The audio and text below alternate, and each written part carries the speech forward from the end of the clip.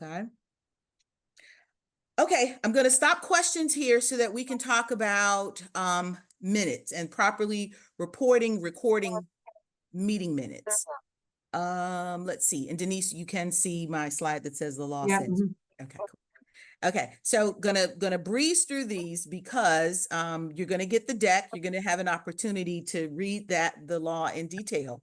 But one of the reasons wanted to invite all of the officers to participate in this meeting is, again, because every officer really has a role in ensuring the success of the ANC in terms of compliance, right? And so the code, the law requires or says that the secretary is responsible for maintaining meeting notices, agendas, minutes, resolutions, and ensuring that those artifacts are transmitted to the OANC. That's in the law, okay? All financial transactions, the law also says that all financial transactions should be documented, and it's the OANC has required signed minutes, okay, as part of in order to approve a quarterly report.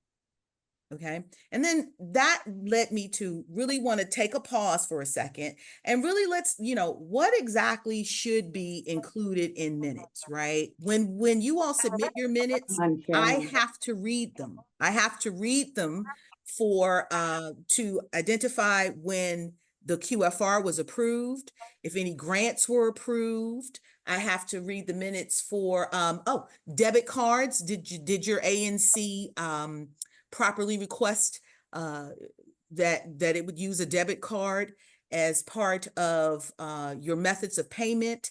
And also, if you're applying for the technical assistance fund, those are the types of financial transactions that should be properly documented in the minutes.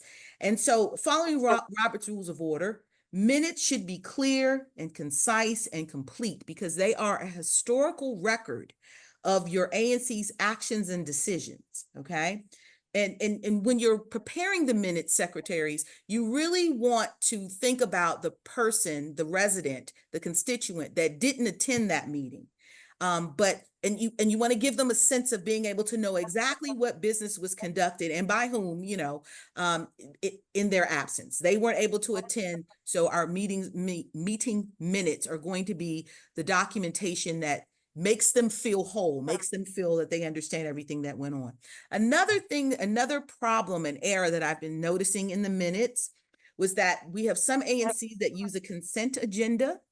If your ANC uses a consent agenda, you still must list the items in the consent agenda in your minutes, okay? It's not just good enough to say we approve the consent agenda. Well, we need to know what the consent agenda is. And then another problem that I found was happening was that the minutes of the prior meetings were not being approved. And so that is part of this legality of the minutes. You have to approve them in each meeting.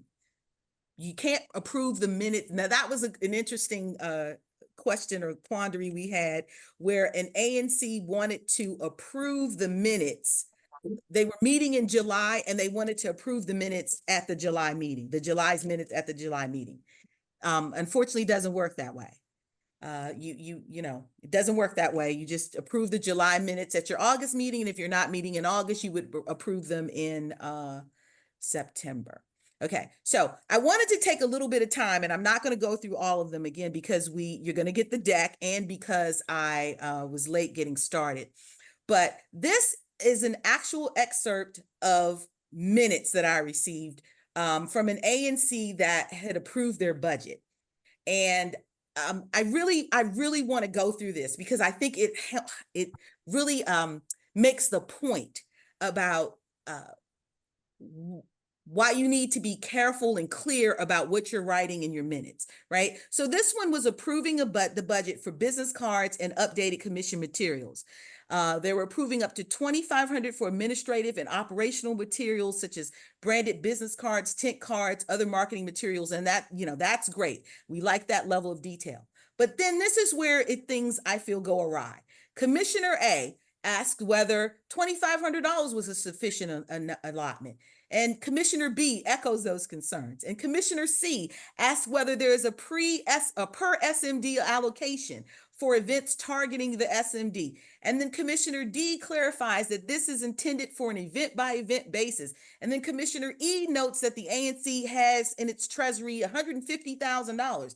Then Commissioner A goes back and asks a procedural question on how the ANC executes on this motion if it's passed. And then Commissioner B starts to explains that the secretary will seek out an arrangement of goods and services and to be purchased, and then get consensus via email. And then Commissioner C wants you all to think about ways to engage in community engagement post COVID. And then the commission approves that with one abstention, or one absence. And so, yes, okay. But let's take a look at how this could have been done differently, okay? And this is what we're talking about when we're asking for minutes to budget notes in the minutes. This is going to give you an approval of a budget with the budget notes and still be concise and still get in some of the discussion, right? So Commissioner X introduced the FY26 budget of ANC 9A. ANC 9A's annual FY26 allotment remained the same as FY25, which was $25,000. And then the ANC plans to use the allocation for the following purchases. So they are allotting $5,000 in wages and taxes. The ANC will continue to use Daisy Duke as our part-time office assistant at a rate of $15 an hour, plus applicable federal and district taxes.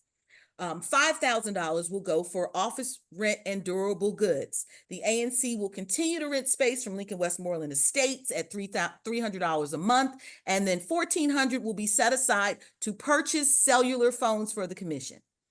$3,000 for cellular phone service and web hosting. So the ANC will continue to use T-Mobile at $2,000 annually and GoDaddy at $1,000, right? And then we're going to set aside $12,000 for grants and direct expenditures, 10 of which will go to grants, 2 which will go to direct expenditures or beautification events. And then after receiving comments from the public, Commissioner Z seconded the motion to approve the budget, and the commission approved the budget. When it came to approving a debit card, we approved the request for debit cards, right? But maybe a little bit more detail could have been put into that. In accordance with OANC debit card policy, Commissioner X moved to approve the ANC to request a debit card from Acme Bank. And the commission will use the debit card to purchase office supplies, web services, establish auto pay for our cellular telephone service, and for any expenses that cannot be paid by check. Okay? So there's a big difference. I see the 2 hands raised. Give me one more second. Same thing with technical assistance fund, just making sure that when we're approving the technical request for technical assistance funds, that maybe we even are approving, the amount that we're asking for might not be the amount that you receive, but give us put some detail and some information in the minutes. And then the biggest thing, and the item that I know that the auditor looks at the most are grant approvals. And this actually is an example of an ANC that was requesting support for the Ward 9 Center community mural grant application. Now, I'm going to tell you something funny about this afterwards. And the commissioner motioned to support the mural, and then the motion passed. Right? Let's look at this a different way. Cherry Berry, executive director of the Ward 9 Citizens for Social Justice, presented a grant application requesting $1,500 to purchase poster boards, paint, markers, and sticks. These materials will be distributed to residents and businesses in Ward 9 to create posters for the upcoming No Kings March in 2026. Commissioner X moved to approve the grant, and Commissioner Z seconded the motion. During the discussion, questions were raised regarding whether ANC funds could be used for this purpose.